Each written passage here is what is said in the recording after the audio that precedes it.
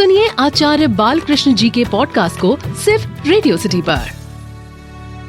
Radio city पर चल रही है संपूर्ण स्वास्थ्य की बात आचार्य बालकृष्ण जी के साथ। इस शो में हम आचार्य जी से हेल्थ एंड वेलनेस के बारे में जानेंगे। वैसे आचार्य जी, जब बात आती है आजकल के लाइफस्टाइल की, तो हम देखते हैं कि लोग काफी अलग लाइफस्टाइल जी रहे हैं। ऑफिस में पूरा दिन बैठे बैठे काम करना, घर में भी पूरा दिन मोबाइल पर गेम्स, मूवीज वगैरह देखते रहना। तो ये सब देखते हुए आप युवाओं को कोई लाइफस्टाइल टिप देना चाहेंगे? कार्यांतर ही विश्राम है।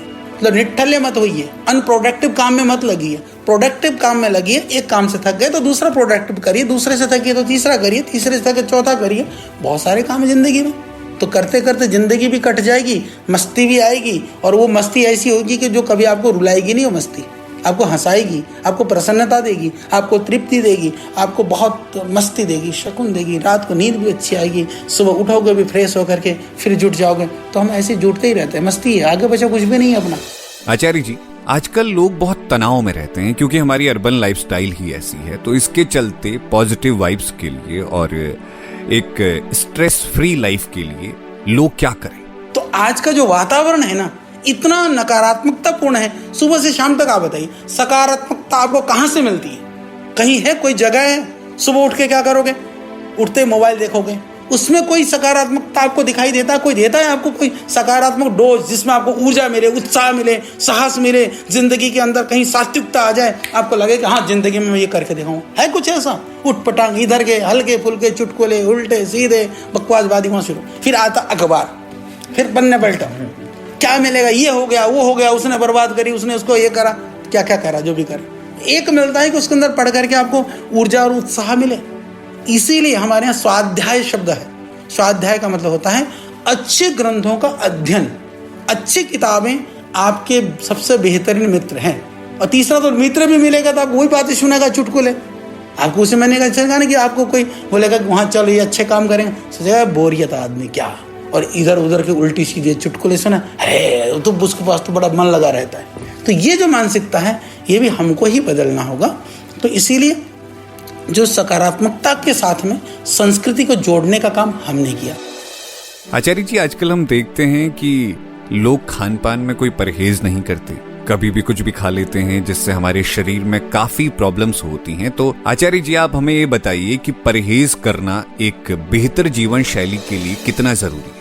पथ्य सति गदार्थस्य किम औषध निषेवणे, अपथ्य सति गदार्थस्य किम औषध निषेवणे। उसका अर्थ बहुत सिंपल सा है। पथ्य सति यानी परहेज करते हो तो दवाई की औषधि की आवश्यकता नहीं है, और परहेज नहीं करते हो तो भी दवाई की आवश्यकता नहीं है। इसका अर्थ यह है कि परहेज करोगे, पथ्य में रहोगे तो वैसे ठीक हो जाओगे, और पथ्य नहीं करोगे, कुछ भी खा लोगे तो भी ठीक नहीं होगे। तो इससे बड़ी और कोई बात नहीं हो सकती है कि मतलब कि मुख्य पथ्य है, औषधि तो सहयोग के लिए। आचार्य जी, ये बताइए कि आंवला और एलोवेरा को आपने लोगों की जीवन शैली में कैसे शामिल किया? स्वामी जी बताते थे आंवले के जूस का गुण, वो बिकने लगा, लोगों ने डिमांड, फिर दोबारा डिमांड, रिपीट डिमांड हो गया, तीबारा हो गया। तो जितना जूस बना था, अगला सीजन से पहले जूस सारा बिक गया। बिकने के बाद फिर लोग हमारे बाल नोचने को तैयार। वो कह रही जी वो आंवले का जूस दे दो। अच्छा, आंवला हम कहाँ कहें कि पेड़ में लगेगा, आंवला पकेगा तो जूस आएगा? वो सीजन से पहले खत्म हो गया, जूस पूरा ही खत्म हो गया। तो मार्केट आंवले का कभी किसी ने कल्पना नहीं करी थी। हमारी सिर्फ भावना ने, वो किसानों के हित के लिए हमने शुरू किया। पर आज वो आंवले का जूस लगभग 150 फार्मेसियां आज आंवला जूस बेचती हैं। यानी हमने, और आंवला जूस तो आंवले से ही निकलेगा, तो कितने किसानों को लाभ हुआ। और आज हम आंवले की यदि आप बात करते हैं, लगभग 1 लाख टन के लगभग हम आंवला खरीदते हैं आज के दिन में। आंवला में भी, अचार में भी, मुरब्बे में भी हम करते हैं, च्यवनप्राश में भी मिला करके। उस टाइम पर जो है एलोवेरा जूस जो है वो 1200-1300 रुपये में, वो विदेशी कंपनी का गोल सा डिब्बा आता था। उस समय पर फिर हम लोगों ने फिर एलोवेरा शुरू करी 150 रुपया। तो हमने व्यापार नहीं किया, हम लोगों ने क्या किया, लोगों के जीवन में एक नई पद्धति के साथ जोड़ा, लोगों के लिए रोजगार के और उद्योग के साधन पैदा किए। अच्छी सेहत की जिम्मेदारी हमारी खुद की है। पतंजलि के साथ अगले हफ्ते हम फिर आएंगे, सुनते रहिए। सुनिए आचार्य बालकृष्ण जी के पॉडकास्ट को सिर्फ रेडियो सिटी पर।